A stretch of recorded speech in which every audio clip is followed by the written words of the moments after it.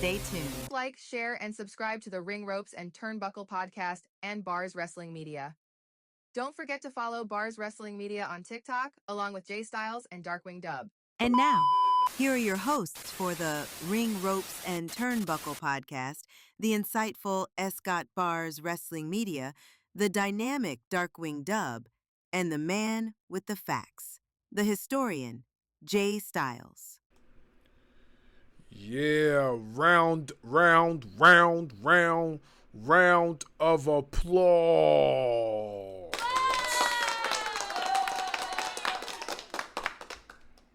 Ring Ropes and Turnbuckle podcast, folks. We back. Make sure you like, share, subscribe to the channel. Hit the notification bell for more content. You see the topic of discussion today. Yes, I know you folks are mad, but we gotta talk about it. The legendary "What you gonna do, brother?"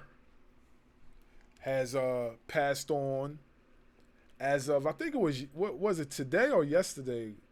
When was it? Well, it's after midnight. It's after midnight our time, so it was yesterday. Okay, yeah. So everybody says that it's all in threes. We lost Malcolm Jamal Warner, we lost Hulk Hogan, we lost Ozzy Osbourne. We lost four. We lost the Jazz edition. Oh yeah. That's what's his face was talking about that. Mayor was talking about the jazz musician. What's the jazz musician's name? It's Chris something. I can't even remember. I can't remember his last name. You know, it's Chris something. Yeah. I was on Mayor's Live earlier, and he was talking about the jazz musician that we just lost. But I'm gonna start so I can just get mine out the way real quick. As for me, I don't hold no malice against Hulk Hogan. I just can't. The man is dead. Now, if he was still alive, I probably would have been saying a few things myself, but the man is gone. So I feel as if that I can't disrespect the dead. You know what I'm saying? He's gone. May the man rest in peace. Condolences to his family. I know there's a lot of people out there that feel some type of way about how he conducted himself towards our people, our culture, the black folk. I get it. You have every right to be upset when somebody of his ethnicity does that. And not to mention too, he had a heavy following in the black community. We, back in the hood, we followed Hulk Hogan through his journey. I ain't even going front. There's a lot of black kids back around my way as a kid that were Hulk Hogan fans. And he knew that, and he used our style, our slang to gather our fanship. He had the gold chain with the cross. He said brother. He had a little bit of a swag to him. If you seen the way he was dressing, it's like almost like a black dude back in the 80s. He had the nice leather boots. When he used to dress on the street, you know what I'm saying? He had the nice leather boots with the, he had a certain, he didn't maneuver as the typical Caucasian person.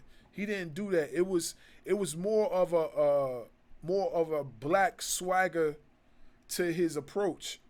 And that's what I believe drew us in, especially in the black community as fans, because of how he carried himself, And I felt like when I heard that he did what he did behind the scenes, and then I actually heard the audio, I was like, man, come on, bro.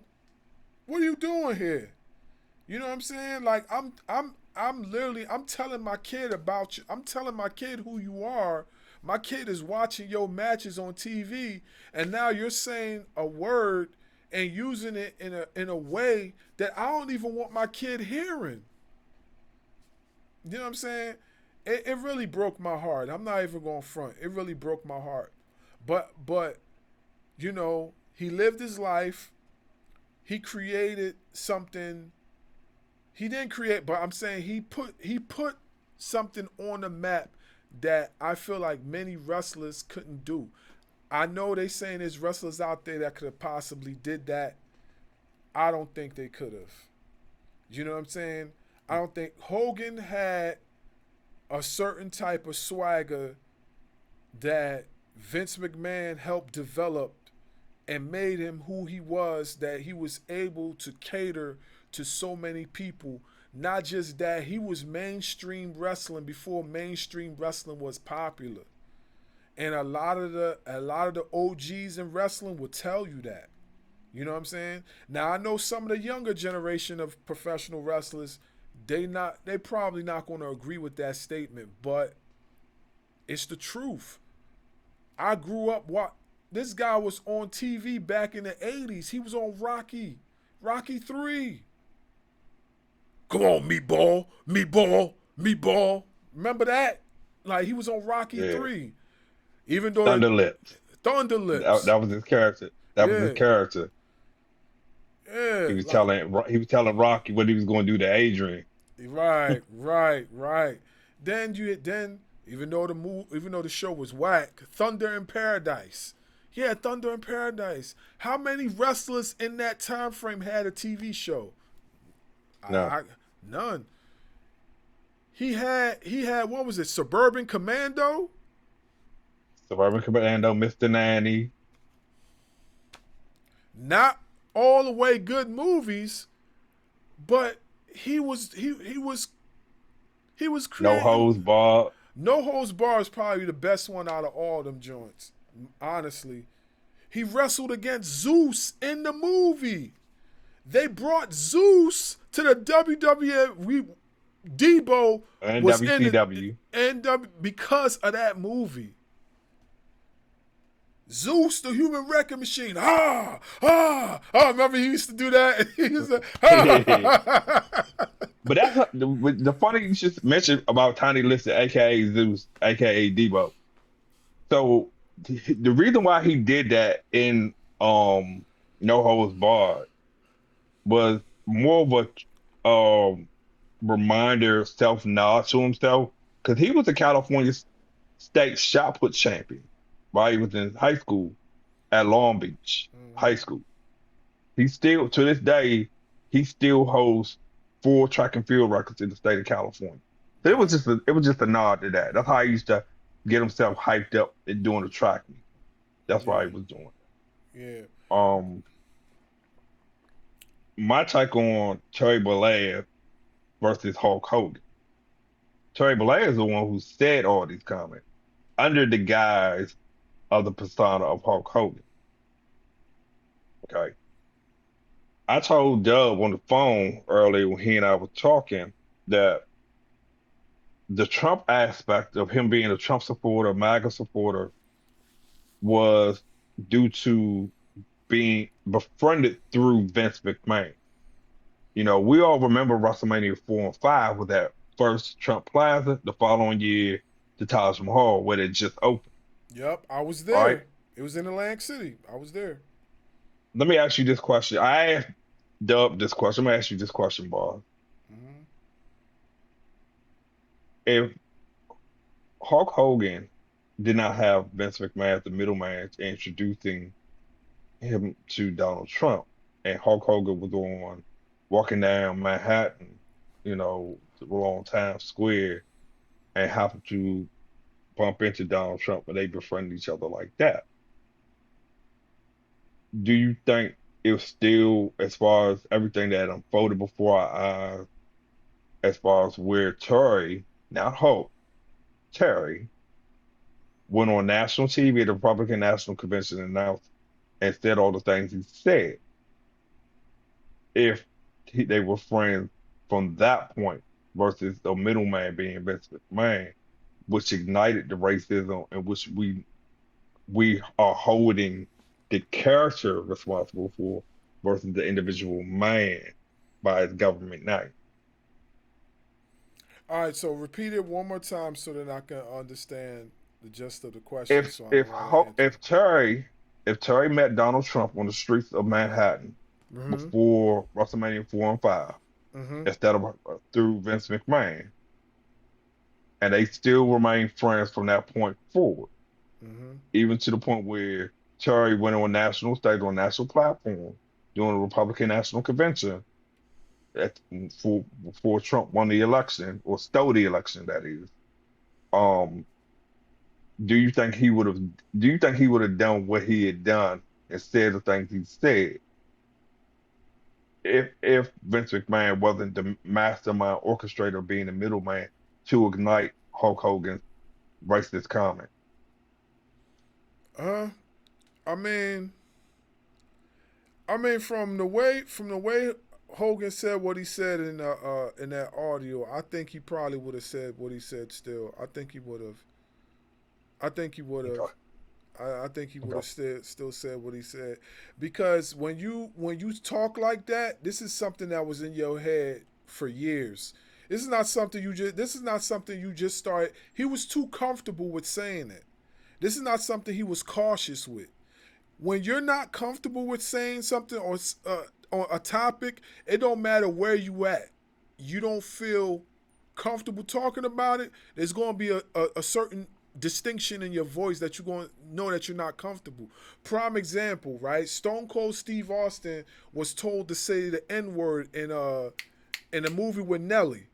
He didn't want to say the N word because he didn't feel comfortable saying it. You get what I'm Yeah, saying? longest yard in the longest yard with Adam Sandler. Yeah, Exactly. So what I'm saying is that he felt too comfortable saying that. He he was like in his comfort space. It don't matter what type of space you in. When you feel comfortable saying something like that, that means you've been saying it for years and nobody checked you on it. well, here's the thing, right? You mentioned when you first got introduced to Hulk Hogan, right?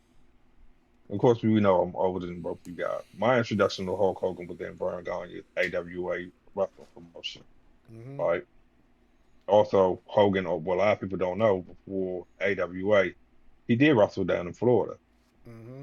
And to me, what introduced me to him as far as being the proverbial guy was the showdown at Shea against Andre the Giant, Mm-hmm. where he actually body slammed Andre the Giant. Mm-hmm. And then he gave him the big boot. He did attempt a leg drop. Um, and I think the boot or the leg drop was what busted open Andre the Giant, and Andre was pissed. I heard about And that then, story. I heard about that. I definitely heard about that story. But I want to but hear. But before you keep going, before you go, let me hear what Dub have to say, because I know Dub has a lot to say because we spoke about this earlier. So I want to hear what he has to say. Go ahead, bro.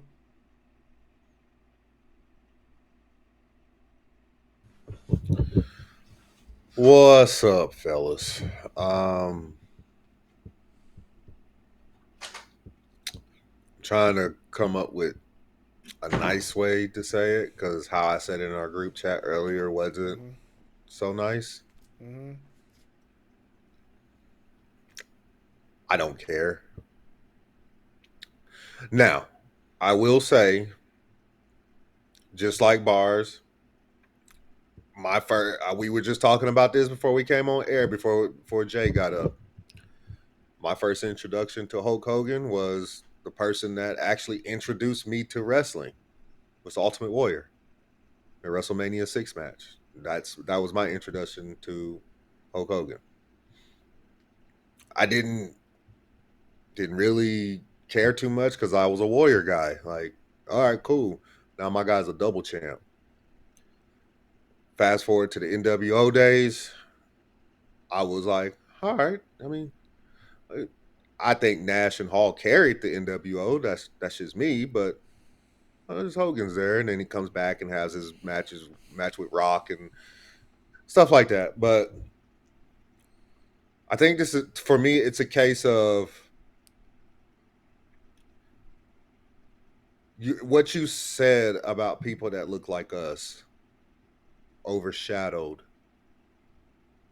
what you did for wrestling. Mm-hmm. Um, so therefore, once that happened for me, is like when I found out that he passed away today. Y'all heard what I said. I'm not going to repeat it here, but I don't care. I really don't. Like I can't bring myself to care about somebody who thinks it's okay to say that word about his daughter's boyfriend at the time. A total of what? Let's see here. There's one, two, three, four times, and just what I just read, just four times talking about his daughter's boyfriend and who he would prefer her to date if she's going to date Hmm. one of us, basically, right? Nice. That's the nicest way I could put it. Okay.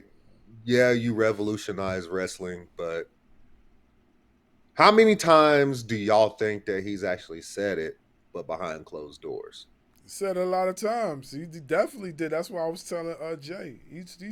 He was too comfortable with saying it. He's very comfortable with saying it, and that was hard for me to believe. But when I heard the audio, I'm like, yeah, this is a guy that has been saying it a bunch of times. This is not somebody that feels uncomfortable.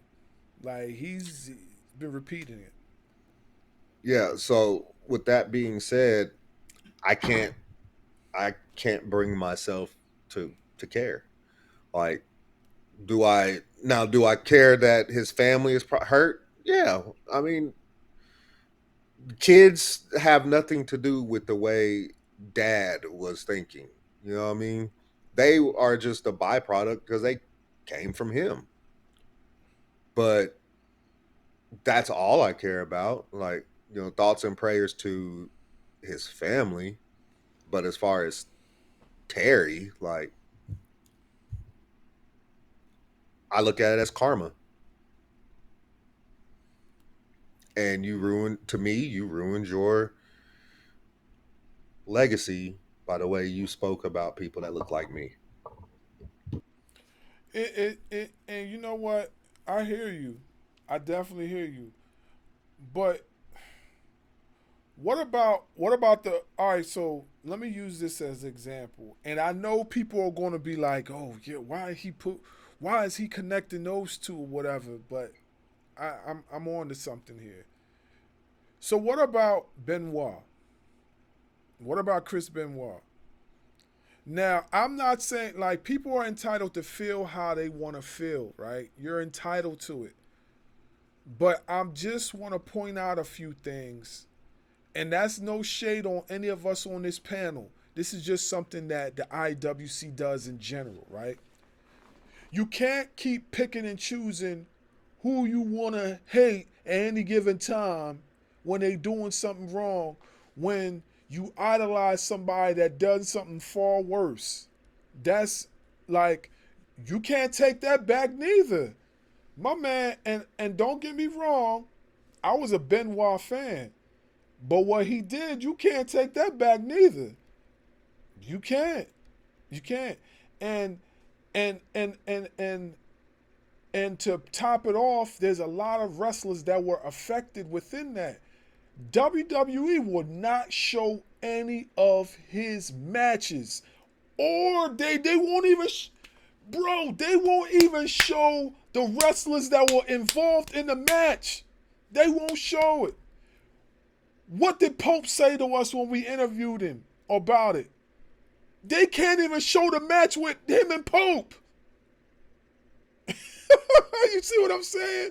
Kurt Angle was a classic. They can't show his match. The Dean Malenko match, they can't show it. The Rey Mysterio match, they can't show none of them joints, yo. Eddie Guerrero. Eddie Guerrero, Brock Lesnar, all them joints was So going down the drain. here's my problem with that, right? Not with what you said. Mm-hmm. It's more about the WWE. They don't show any of his stuff. Chris Benoit, he's been like, if he was still alive today, he would be excommunicated, right? Name they don't speak his name on Raw, SmackDown, whatever. Like nothing's brought up, right? So when this stuff happened with Terry, they fired him. right? We've all seen the clips, even floating around social media today. We've seen the clips. Oh, Hulk Hogan fired from WB amid racist remarks. Then they turn around and brought him back. Why? If you're going to excommunicate Chris Benoit from your whole vocabulary, take all his catalog off your stuff, but you're going to bring back the racist bastard. Yep. See? You're muted, Jay. You're muted. Turn your mic on. That was on Netflix. WWE TKO never signed off on that, and WWE went on the public record to say that. Triple H went on the record to say that, and people were saying, "Nah, Triple H is cap for saying that." It is literally Netflix who said they wanted Hulk Hogan to be in LA at the Intuit Dome for the premiere of Monday Night Raw on Netflix. So in exchange for Hogan to showcase his beer, that was kind of like a hand in hand deal. So WWE didn't want him there, and that's why after that they were glad he got booed. So they have to bring him back. Well, all right, go ahead, Dub. That's cap, bro. Oh, okay. That's cap. It's cap. Because they could have had, to me, an even bigger star who also has beer, Stone Cold Steve Austin. They could have had him do that. And he would have got a better reaction. He was supposed He was supposed to be there. He was supposed to be there. They both were supposed to premiere. They both were supposed to premiere together, and they were both supposed to exchange or interact each other's beer backstage before Hogan came out with Jimmy Hart. But you wasn't going to see the label of Hogan's beer until he came out, and you wasn't going to see the commercial until he came out on stage. Yeah. That was the Netflix plan. Stone Cold and his wife had other plans at the time of the Netflix premiere. And Stone Cold has said, that's the reason why I didn't show up in LA. I was nearby, meaning he was 6 hours away in Hawaii, but him and his wife were doing their thing in Hawaii. That's why he didn't show up. They'd have been better off having Stone Cold by himself. Forget that whole partnership with Hulk Hogan. Yeah. Yeah, I feel you. But I want to point out something real quick. They could even have The Rock promote his tequila. They already did. They've done that. They've done that a few times already. Have him come back. Anything was better than what we got. They booed this man out of the building. So the last image that people are going to remember Hulk Hogan by is getting booed out of that building. Yeah. That's definitely what it is. And not for nothing neither. We could take this even further. Tessa Blanchard. And we already spoke about that on the last video. Tessa Blanchard did the exact same thing. And they brought her back. We're going to have to do something. I know what you're about to say. Hold on. Oh, so you know what I'm talking about. You know what I'm talking about. The follow-up she did. The follow-up, it's a follow-up video out, and I have it saved on TikTok. I meant to put it in the group chat where it's captioned in the video about, I didn't know. I don't know what the backstage drama was all about. The whole denial. Basically, the whole video was a denial of accountability. She's denying accountability of even being a racist. That's the thing. But we're going to talk about that's a whole different subject. I want to point out something. I was actually going to say, I actually saw a report earlier that Tessa Blanchard might be moving to NXT. Yeah.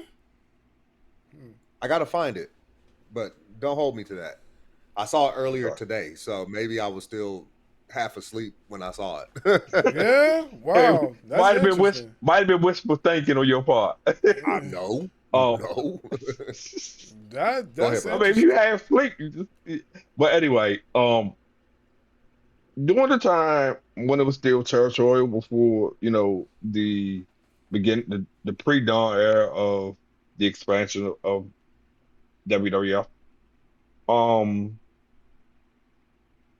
Terry, being with Vern Gagne, didn't want to wrestle black wrestlers. Yeah. He didn't. Yeah, he didn't want to wrestle them, and Vern let him get away with it under the guise of Classy Freddie Blassie being his manager at the time. They let him get away with it. Wow. When he wrestled in Philly, still as Terry Bollea before they changed the name to Hulk Hogan, he had one match in the Philadelphia Spectrum against a black wrestler. One match. Do you know when the Junkyard Dog signed to go with the WWE, Hogan was not a fan of it. No, He I didn't didn't want to know that. tag with. He Hey, didn't want to tag. how did He I didn't know you want was to tag gonna with the mention Junkyard Junkyard Dog. Dog? Yeah, I did not know that. I did not know that. He did not want to tag with Junkyard Dog. He didn't even want to give Junkyard Dog a non-title match, wrestling match, even Man, in live house shows. man, that's crazy. I didn't know. I knew you was gonna mention Junkyard Dog because Hulk Hogan and Junkyard Dog are synonymous with one another back then. Because Junkyard Dog was very, very, very, very, very popular, especially in the South. Especially in the South. And I'm so surprised, still to this day, they did not put the WWF title on Junkyard Dog when he Because was Hogan was out. champion. Because Hogan was champion, he wasn't going. And then um, Hogan was pitching this idea that two faces shouldn't face each other. But really, what he was saying was he's not going to wrestle a black guy. When he finally wrestled a black guy in Bad News Brown, even then Hogan didn't want to sell. Hogan didn't want to make himself look weak. He didn't want to do any of that stuff. So that's why the whole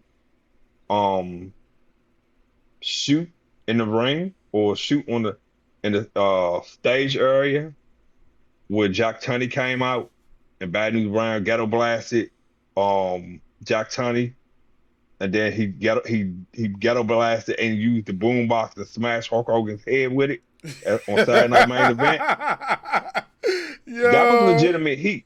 That was legitimate heat because he had called backstage. He called Bad News Brown backstage in Saturday Night Main Event, and it was literally edited out. He called him the N word. Mm-hmm. He said F that. It was bleeped out. And I remember that, and I'm not laughing at the incident. I'm laughing at the fact that he hit him with a boom box. You know what I'm saying? He hit him with a boom box. It broke into pieces when he hit him with it. That Hit was a him with a shocking radio. thing.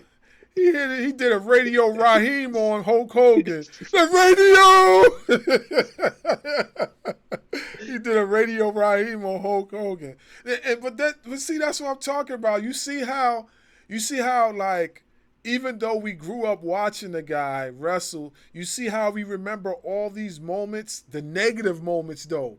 Even though we remember the good moments that he brought us, we're talking about the negative because he ended off on a negative note.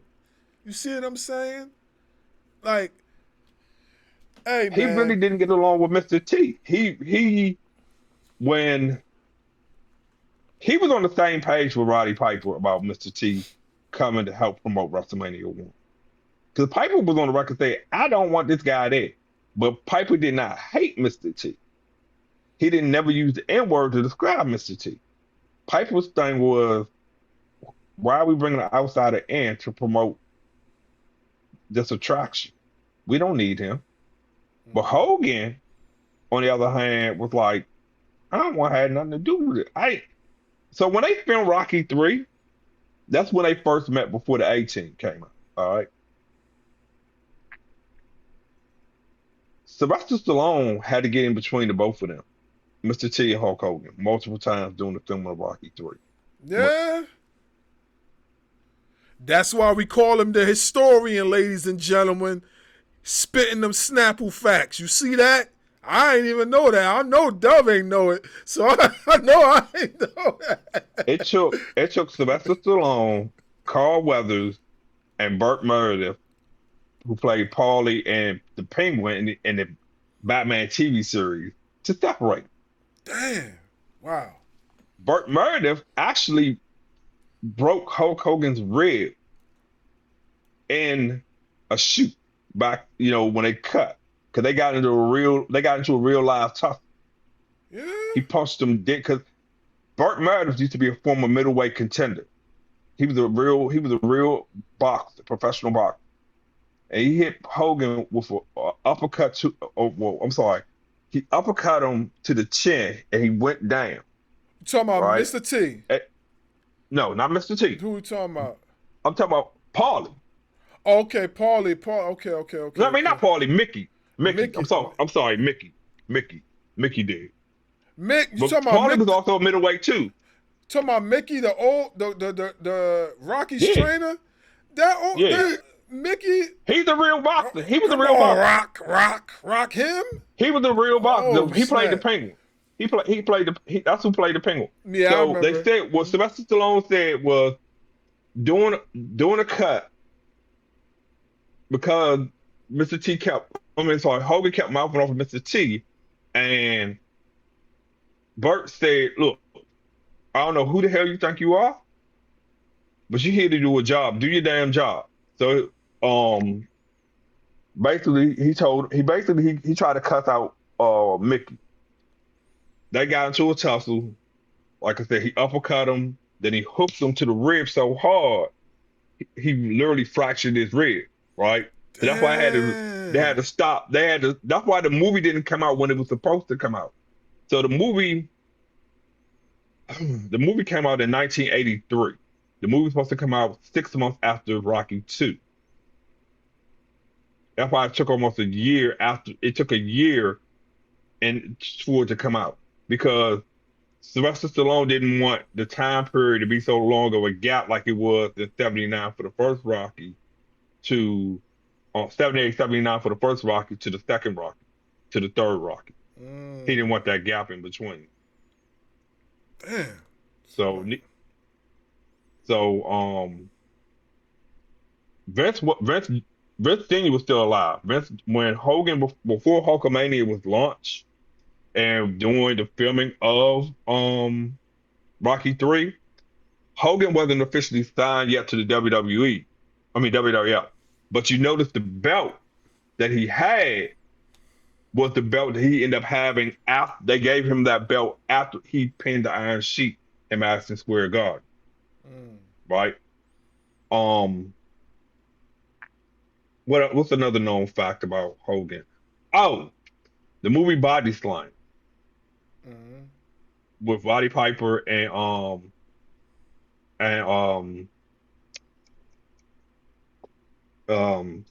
Sam Fatu, right? He didn't want to appear in that, not because he had issues with Roddy Piper, because he really didn't.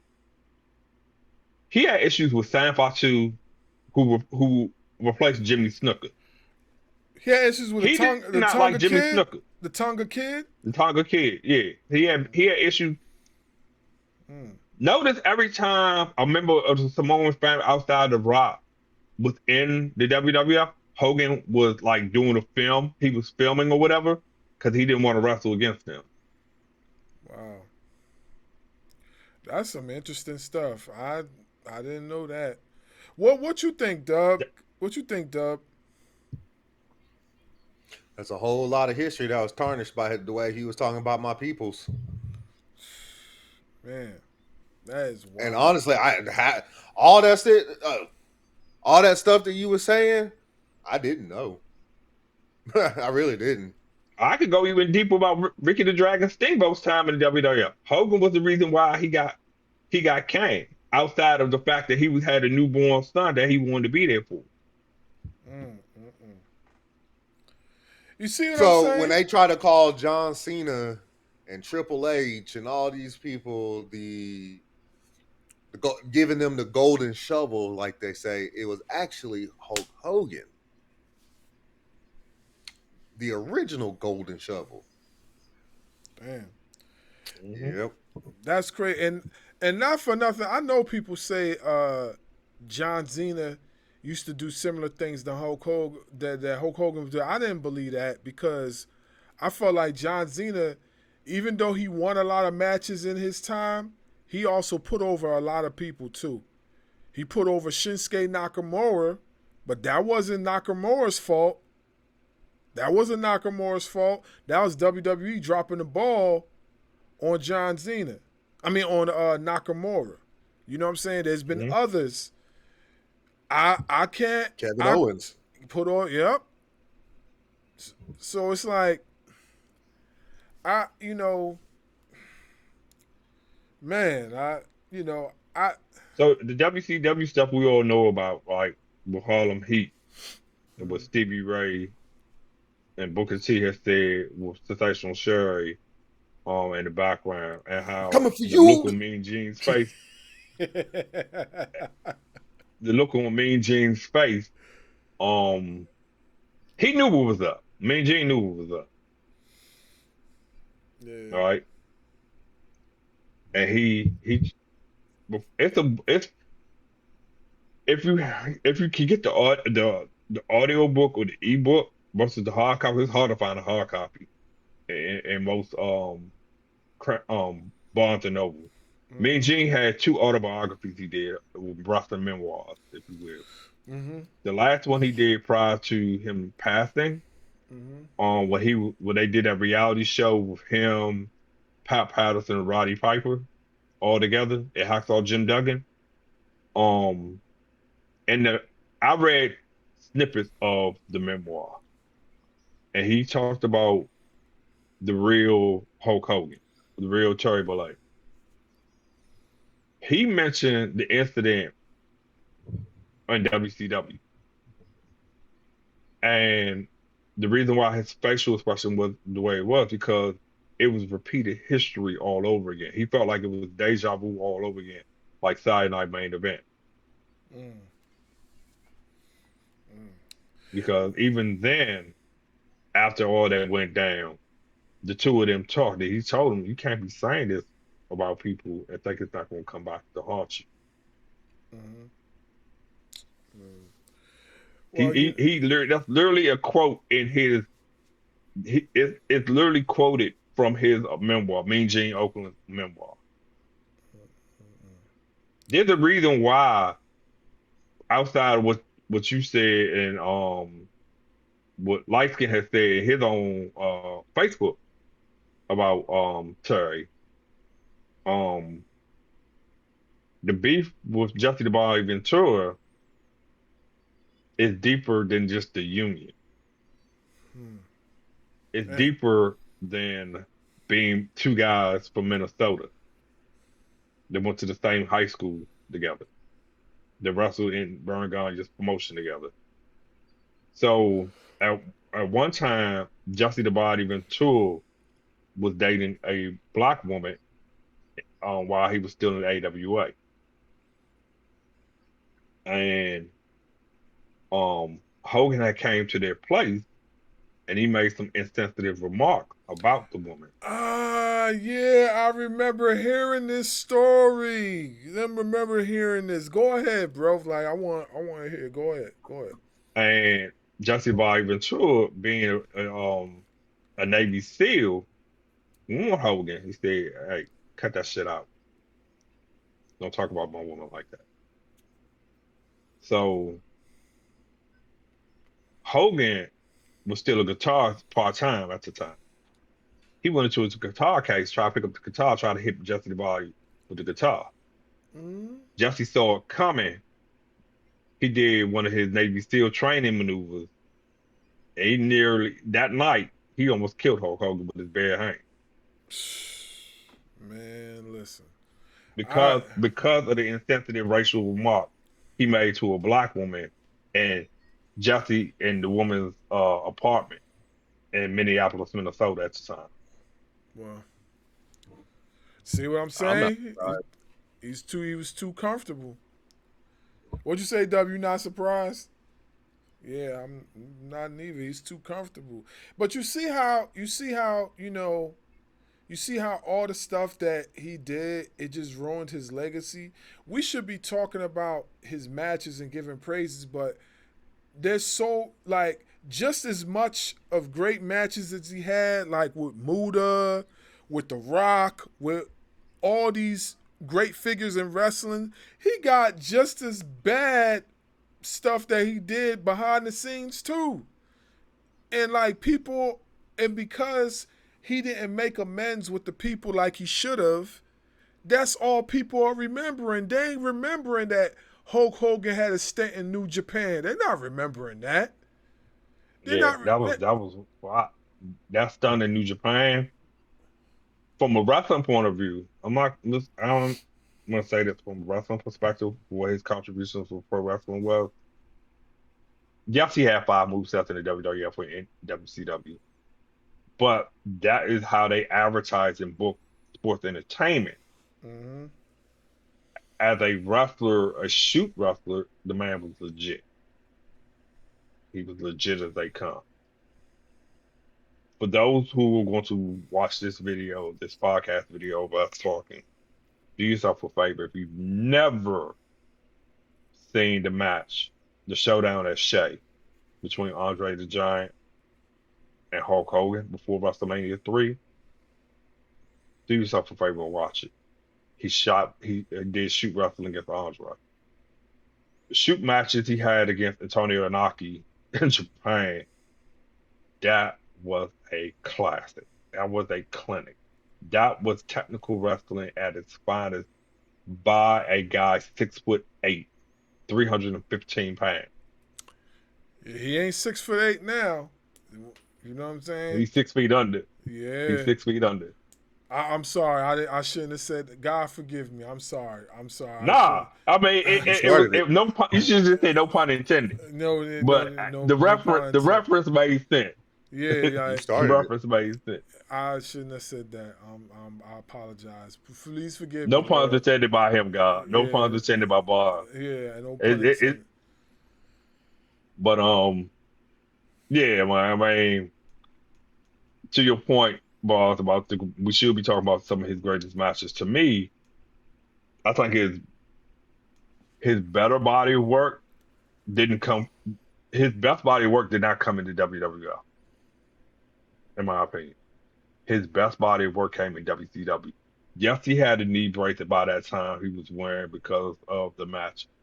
Really, the match against Warrior didn't truly contribute Mhm. to him having to wear a knee brace and being the third member at Bash at the Beach to formulate the NWO. Um, the knee issue where he wore that knee brace out there with those hot yoga pants, airbrush was that's where he was injecting cortisone and steroid shots Yeah, I into his heard about leg. that. I heard about that. All That right, that was all right. So, you know, getting back to try to close out on some positivity. He left some mementos, bad and good, but I want to end off with positivity and know that, without Hulk Hogan, a lot of us probably wouldn't have been watching professional wrestling. And that we can all agree with. We can all agree with for the most part. Well, no, maybe not you. Maybe not you. Maybe not you. But I know for me and Dub, we was born in that era when he was becoming to the height of his superpowers. You get what I'm saying?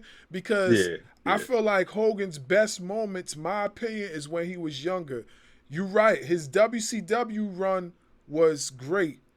You know what I mean? But how I remember Hulk Hogan was when he was in the WWF. You understand?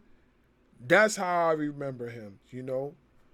But to close out, rest in peace to Hogan, Hollywood Hogan. You know, condolences to his family. You know, this will pass. You know, and people will move on. But you know, as far as his family, they gonna probably feel this for a while because he definitely left a mark in professional wrestling. Um, any closing remarks, guys? Dub, we start with you. Thoughts and prayers to the family. Uh, Year and a half or so ago, I lost my grandmother, and I remember how that felt, especially since I couldn't even go to the funeral. Mm-hmm. So, thoughts and prayers to the family. Um, I'll end it at like that. Positivity. Thoughts and prayers to the family. Yes, yes. What about you, Jay? Closing remark. Definitely thoughts and prayers to Nick and what's his daughter's name? Brooke. Brooke. Brooke. Yeah, Brooke. Brooke.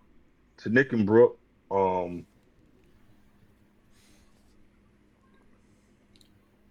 all I can say is I'm going to remember him in a positive side for the contribution. Without the launch of Hulkamania, modernized professional wrestling wouldn't be what it is today. We wouldn't have Absolutely. guys like we wouldn't have had guys like Sting. We wouldn't have had guys like Stone Cold Steve Austin. Um, we wouldn't have had guys like Shawn Michaels. You know, we wouldn't have witnessed if it wasn't for Terry Bollea, aka Hulk Hogan.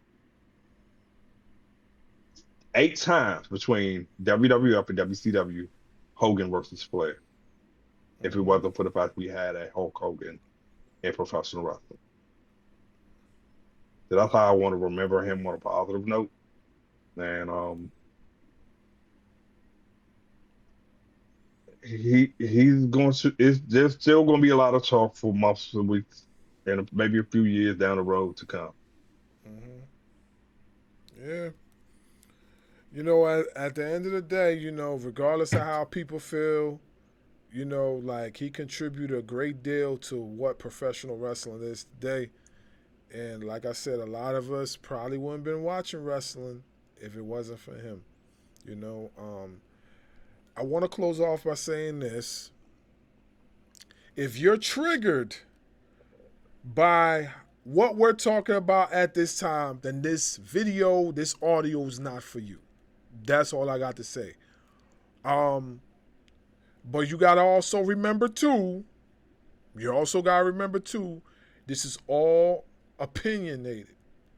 This is our perspective. Because I know a lot of you guys start to chitter chatting. This is our perspective. This is how we feel. And unless you come from the environment we come from, you're never going to understand why we have so much disdain for the comments that he made. You understand what I'm saying? So I'm going to close off on that. And make sure you follow us on all social media outlets, especially this one. Make sure you subscribe to our Spotify. We are now on Spotify, and this will be on Spotify. You can listen to the audio while you go to work and go in. That's about that. I'm S. Got Bars Wrestling Media. That's the dynamic Darkwing Dub. And that's the historian with the facts. He was cooking today, folks. Jay Styles. And we'll be back with another one. Deuces. If you want some, come get some. We want the smoke.